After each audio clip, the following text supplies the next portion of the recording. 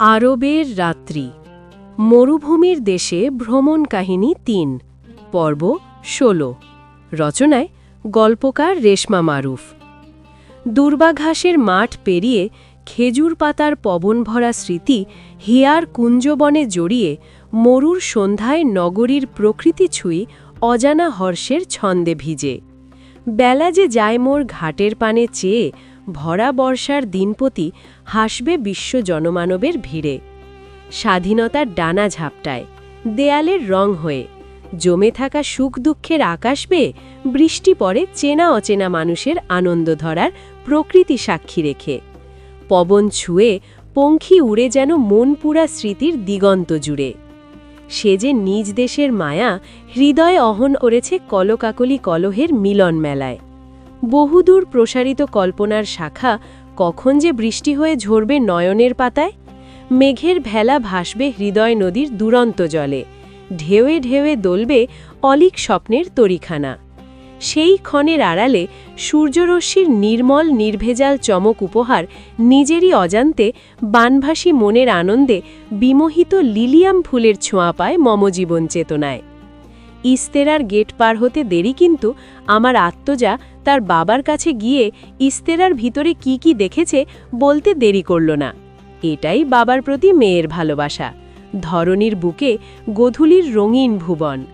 আজ আমার ভাবতেই অবাক লাগে, একজন প্রবাসীর ছেলেমেয়েরা বাবাবিহীন কতটা নিঃসঙ্গ। তাদের এই আনন্দের অনুভূতি গ্রহণ করার জন্য আদৌ কি অন্য কেউ আছেন পৃথিবীতে? যুথিকা বাবার কাছে আসার সৌভাগ্য হয়েছে বিধায় বাবা মেয়ে দুজনে মিলে নিজেরা নিজেদের সুখ দুঃখের আকাশ ছুঁয়ে যেতে পারেন। আর যাহারা নিজ দেশে সন্তান রেখে প্রবাসে পাড়ি জমান, সেই বাবা আর সন্তানের অনুভূতিগুলো শিকায় পড়ে থাকে সময়ের নির্মমতার স্লোগানে। ইনভেস্টর নজরুল খান বলে উঠলেন, মামনি, ইস্তেরা পছন্দ হয়েছে তোমার? যুথিকা উত্তর দিল, আঙ্কেল, আমি জানি না, আম্মু জানেন। মেয়ে আমার বাবার হাত ধরে আছে, মনে হয় কতদিন সে বাবার কাছে আসেনি। কবি আমাকে জিজ্ঞেস করলেন, রেশমা, কেমন দেখলে ইস্তেরা? আমি অনেকটা ভেবেচিন্তে উত্তর করি, অনেকটা স্টেজ ঘরের মতো ভিতরে, তেমন খোলামেলা নয়, তাই আমার ভালো লাগে নাই।